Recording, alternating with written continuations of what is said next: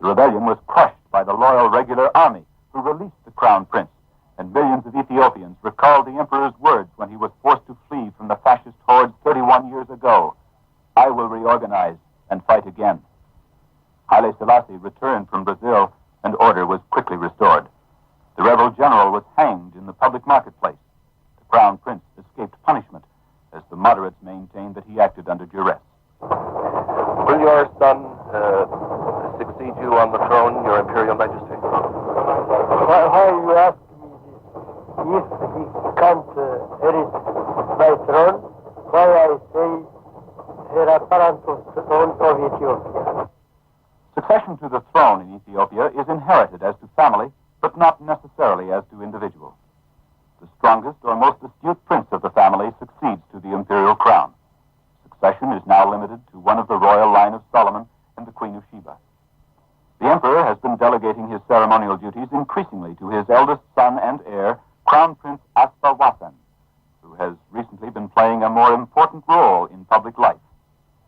The strengthening of the Crown Prince's position is a vital element in Ethiopia's future stability. Your Imperial Majesty, I'd like to talk about the form of government in Ethiopia.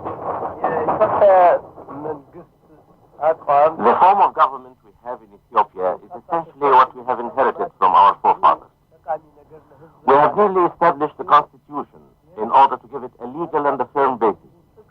In order to have a firm democratic basis, you must have education on a wider scale.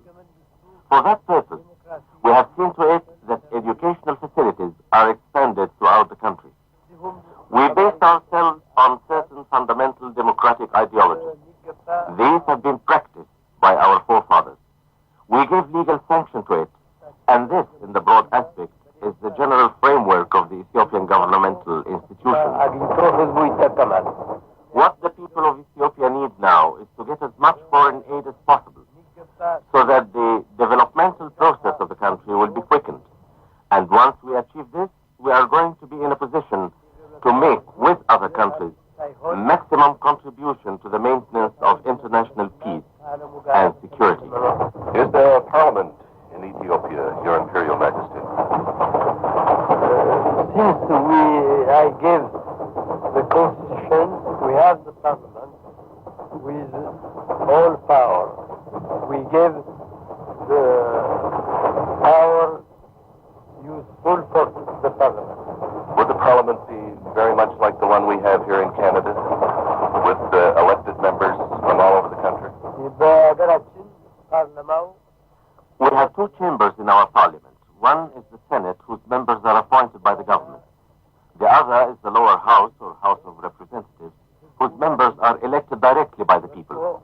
These two bodies work in cooperation, and together they constitute the Parliament of Ethiopia.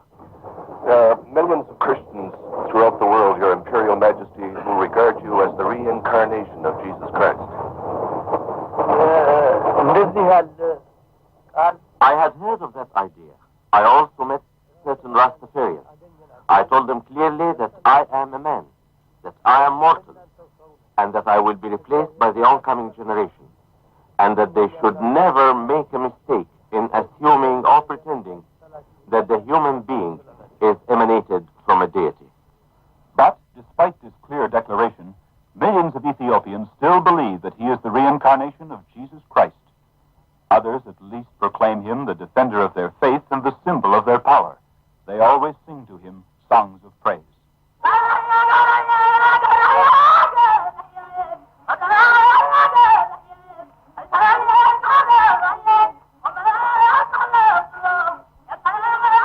The son of Ras Makonnen, Haile Selassie, is astute. Ethiopia is very happy. Be her confessor. Oh, Haile Selassie, sanctity becomes you. Could we come down now, Your Imperial Majesty, to things more worldly, and we'll talk about, first of all, your little dog, who's been with you for a good long time. How long has the dog been with you? 5 years. Do you ever have any trouble taking him from country to country? No, any trouble. He is very intelligent dog. He's your eternal companion. Yes. Yeah. Do you have any other pets? I have in my palace many lions, dogs, other animals also. Generally, I like very much the animals. The Lion of Judah keeps 26 lions. The emperor's lions are like enormous pet dogs, the way they lie around the palaces of Ethiopia. 2 of his lions roam free in the imperial grounds. One is reputed to travel in its own jeep. I believe coffee is the principal export of Ethiopia. Yes, we have coffee. We can't say the name of coffee also comes from Ethiopia. The longberry mocha, I believe, is it? We have the quality of mocha and other quality of. The Ethiopian economy is primarily agricultural and pastoral. Coffee is the most important cash crop, which provides an annual export value of about 300 million Ethiopian dollars. In fact, Ethiopia is the home of coffee. The tree was found in the Ethiopian province of Kaffa, from which it took its name. Coffee now grows mainly in the Walaga, Kaffa, and Sidamo districts in the southwest and Harar in the east. The next most important exports are hides and skins. Is there an attempt made in your country to expand other types of industry?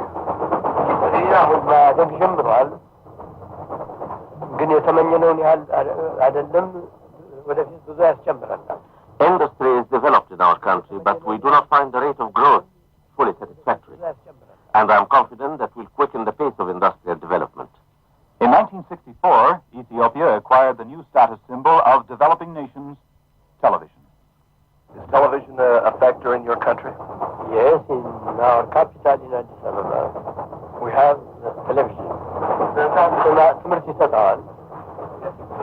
It's quite educational. You don't import American or Canadian programs. It's mostly an educational network, is it? He's information minister. He can tell you in the time. And we bring the programs from the United States, from England, also show Canadian pictures that are supplied to us by the embassy, and also conduct live programs. Now our live program is 50%. But I would like to now pass the microphone to Mr. Thompson. I'm sure there are many things about the country that are still missing from our interview, so if I could pass this to you, Mr. Thompson, and let you take up any of the gaps that I've missed. I wonder, Your Imperial Majesty, if you could tell us what you consider to be the most important assistance that we could give to you as you become an ever-increasing important nation in the world. I would like to discuss this topic after I see the Prime Minister of Canada, and then I'll be free to discuss this matter. I have prepared a list of the kind of assistance that is required from the Canadian government, and I will have the opportunity of submitting it to the Prime Minister of Canada. Another aspect of Ethiopia we have not talked about is the fact that in Addis Ababa is located the United Nations of Africa, the Organization of African Unity, the beautiful Africa Hall. Likewise, there is located in Addis Ababa the United Nations Technical Assistance Program for Africa. The role of Ethiopia in bringing Africa into her own has been led by Your Imperial Majesty. Would you care to comment on the importance of the OAU in Africa, Your Imperial Majesty? Africa, ፊትም ቢሆን አፍሪካውያኖች የምንተሳሰብነን The people of Africa had closer sentiments to each other, even before they were free. I remember when our country fell a victim to fascist aggressors, we got the sympathy of Africans everywhere. But at that time, since the African people were not free, they were not in a position to manifest in concrete fashion their sympathy and their detest for fascist aggression. However, now that the African people are free, they wanted to get together for the purpose of widening the sphere of cooperation among them. And in this respect, Ethiopia is proud in being the site at which the Organization African Unity has been established and where the headquarters of the organization has been housed. Africans are brothers. We have the same goals. We cherish the same ideas. Our problems are problems of development, problems of increasing cooperation. And as such, we shall forever march together to fulfill our aspirations as Africans. I also believe that when African people get closer and expand the sphere of their mutual cooperation, then Africa as a continent will be in a position to have a significant voice in the international affairs which affect the question of peace and war. Your Imperial Majesty, last year Canada finally opened an embassy in Addis Ababa. Will Ethiopia be opening an embassy in Ottawa in the near future?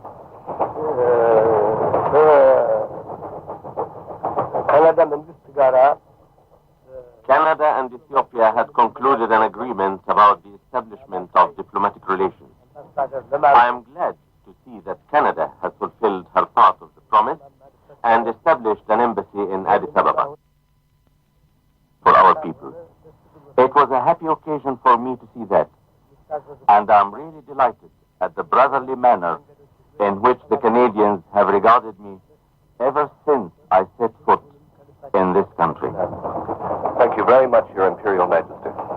One of the small human touches that the Emperor enjoyed while the royal train was traveling from Winnipeg to North Bay was during a stop at the small town of Capreol in northern Ontario. The town band was at the station platform to greet him.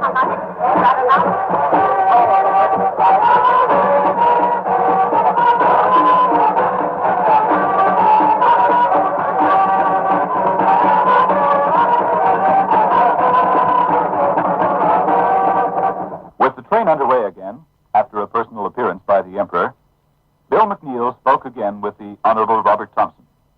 Have you ever thought you'd like to go back there to live? Well, we came away from Africa because of sickness amongst our children, one in accident and two in sickness. And until we as parents take care of these responsibilities, it will be impossible for us to move away from Canada. However, we certainly would never have come home if it hadn't been that. And when a man spends 15 years of his life and most of his children are born there, you can understand that there's a very deep place of affection in our heart for that country, and if we could, we would. You'd almost consider yourself Ethiopian. Well, we served in Ethiopia in a very unique circumstance. We were not the employees of a colonial government or a foreign government. We were employees of that government. And as we attempted to serve both in government and later in the educational and health services through mission activity, one can understand that your own affections are very close, second only to one's own affection for your own country. Mr. Thompson, we've arrived in North Bay. The Emperor's party will be leaving the train here, and you'll be joining them on the flight to Ottawa. Yes, and I think that I join with all Canadians in saying that we're mighty proud that it was Emperor Haile Selassie who should be the first head of state to visit us here in our centennial year, the first head of state to visit Expo. And for those of us who have had part of the experience in traveling across the country, it has been an unforgettable introduction into the official ceremonies of this centennial year. It's been a great pleasure for me, Mr. Thompson. Thank you very much. On his way to Ottawa, the Emperor and his companions visited the Canadian military base in North Bay, Ontario on the 30th of April. It happened that that was Coptic Orthodox Easter Day. A special Coptic Easter service was conducted in the military base chapel by Father Marcos, pastor of the Coptic Diocese of North America, and 3 of the church deacons, including the producer of this program. It was quite an impressive surprise to the Lion of Judah to discover that it was a Coptic service according to his own right. He has never attended a Coptic service outside Ethiopia or Egypt. The service was attended also by his companions, the commander of the base, the chaplain, and a number of officers and their families.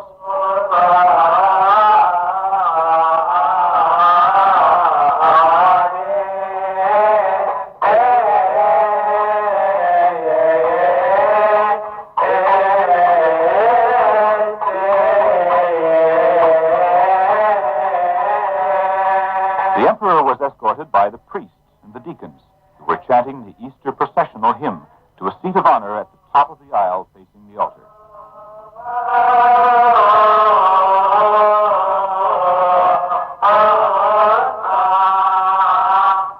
Christ is risen from the dead, and by his death he conquered death.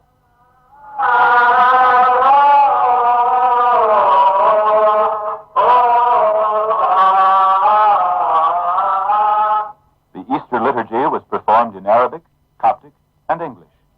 The service lasted about an hour, during which His Imperial Majesty was standing in reverence and respect, praying and following the liturgy. The offering of oblation. Honor and glory unto the all Holy Trinity, the Father, the Son, and the Holy Spirit. Peace and edification unto the Church of God, the one holy, universal, and apostolic Church. Amen. Remember, O Lord, them who offered unto thee these oblations, them for whom they were offered, and them by whom they were offered. Grant unto them all the heavenly recompense.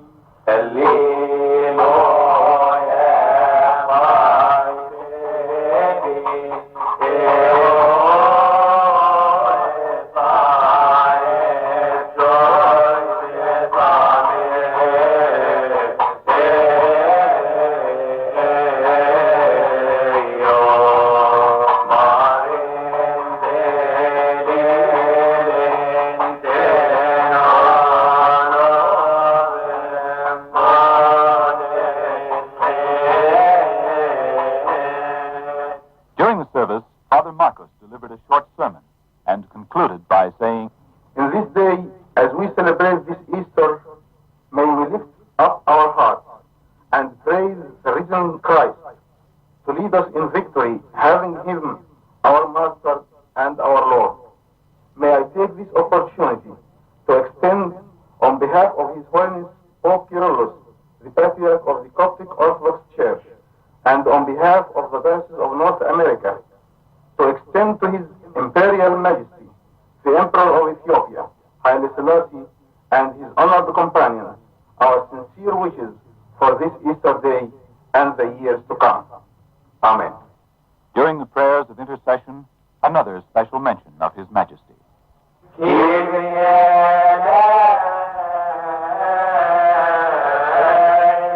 Remember, O Lord, thy servant, the Orthodox Emperor Haile Selassie I. Keep him in peace, justice, and authority.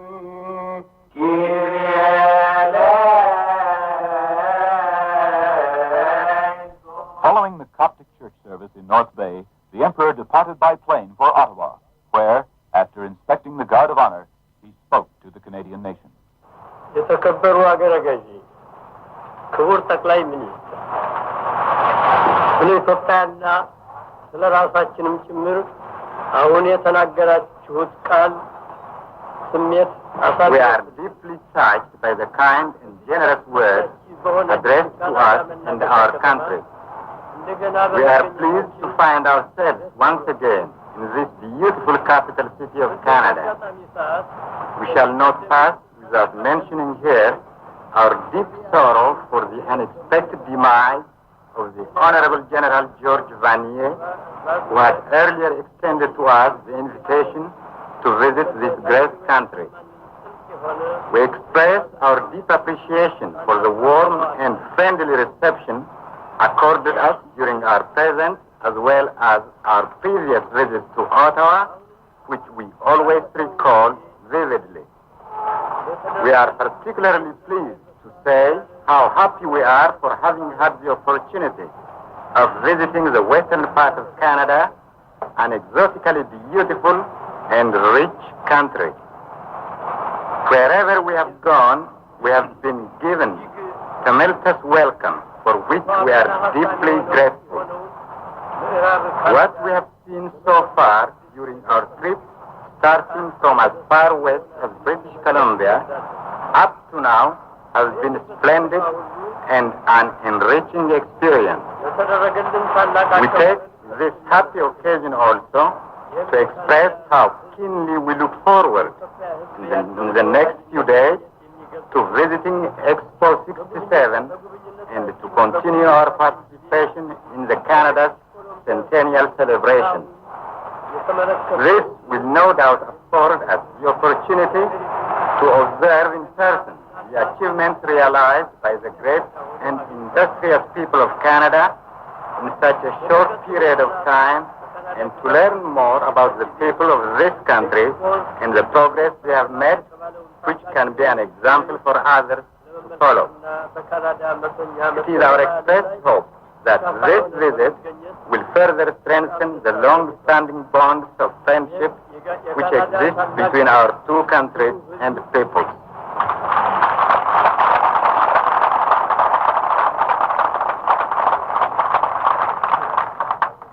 On this trip, the Emperor of Ethiopia saw more of Canada than many Canadians see who have lived here a lifetime. He met our people, and they took him to their hearts. He traveled our vast railway system and flew aboard our planes. At Expo 67, he bore gracefully the efforts of the crowds who wanted to get closer to him. What was he really like, this last remaining emperor in the world, this tiny, bearded man who pricked the conscience of the world before the League of Nations in 1936? Despite his diminutive size, I had the feeling I was talking with a giant among men. His eyes twinkle, but they pierce at the same time. You get the feeling that he knows what you're thinking before you speak. He continually pats the little dog, always at his side, and you feel he must be kind. You feel that your presence must be an interruption and an imposition, but he shows only interest and goodwill. As I prepared to leave after what was, I found out later, the first personal radio interview he ever granted, he stood up and prepared to shake hands before I had a chance to get to my feet. What was he like? I'd say he was regal.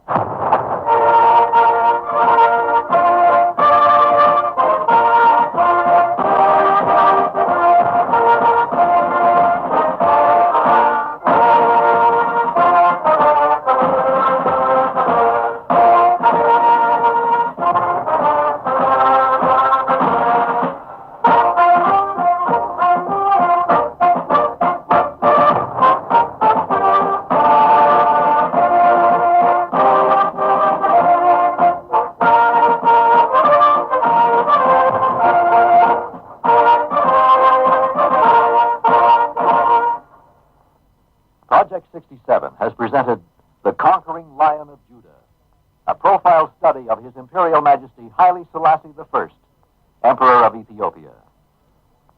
Interview with the Emperor aboard the royal train was by Bill McNeil. Narrator was Larry Glover. Writing and production by Edward Habib, who was also heard in the role of interpreter. Project 67 wishes to thank the Honorable Robert Thompson for his advice and help in the preparation of this program. Executive producer of Project is Harry J. Boyle. This is Elwood Glover speaking.